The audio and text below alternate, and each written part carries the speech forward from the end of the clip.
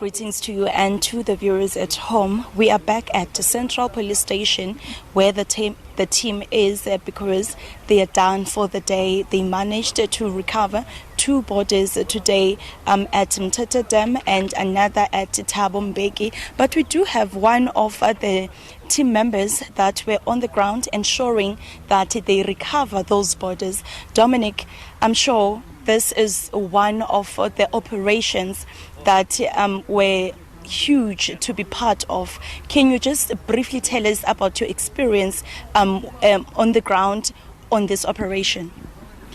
I think riding through the areas, seeing the devastation and the magnitude of how Mthatha has been hit by these floods, houses gone flat to the ground, families looking for the loved ones, neighbors not knowing where, if their neighbors are alive at all.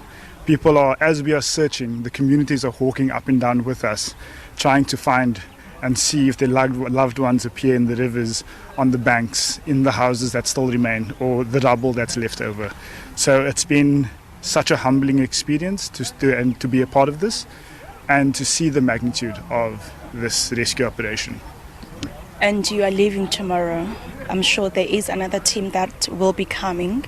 What can you say to them, because you've been there, you've seen it, and you've seen people, how they were handling the news when you recover bodies. What can you say to the team that is coming to operate? We have a very professional team. These guys come from a multidisciplinary background and they are well aware of how to deal with grieving families, how to bring across the sad news, how to respect the dead and the bodies that we do recover. So I know that these teams will carry on the good work going forward. Unfortunately, our time is up over here and our lives, we need to get back to that as well. But hopefully these teams will continue pushing as hard. I know they will, and supporting the areas of Mthatha and the SABC teams that are coordinating this search and rescue over here. Thank you, Dominic. Thank you very much. That was Dominic, one of the people that were assisting in trying to recover the bodies of the people that were affected by the floods. But let's also welcome Ali from Gift of the Givers. Ali, it has been a journey for you guys, and you are still here. You're still planning to be here to ensure that every family member is recovered. What are your plans going forward? Tragic scenes, the end of the day. It was heartbreaking finding the deceased, the 1-year-old female child we found just about an hour ago. We saw the effect it had not only on the teams but the community as well. And we commend the community who alerted the search and rescue teams that they are noticing a body amongst in the river from the other side. We are appealing to, we had a meeting with South African Police Services, and village to village we are going to along the Mthatha River. We find that people are not reporting missing family members or neighbors, and when our teams pull in there, they informed us the neighbors missing or their uncles missing or their family members are missing. So we are appealing to them to report this as the African Police Services. It makes the task of search and rescue teams much easier. Than we know the area which to sweep. Our teams will stay here for the coming week. We have our head of search and rescue here, Mr. Ahmed Bam.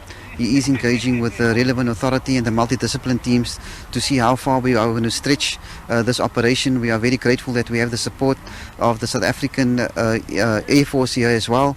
We have the multidiscipline team from health, the EMS here. So we will be engaging with them because we are hoping the water subsides, so there's more, the water can be clearer and more visuals as well. But in terms of humanitarian aid distribution, we do know more people are coming to seek shelter in the walls now. Yourselves and ourselves, we've been onto the ground. We saw the state of the homes. It's impossible for these families to move back into their homes. So they are relying on humanitarian aid at this community halls. We will extend that into the coming week.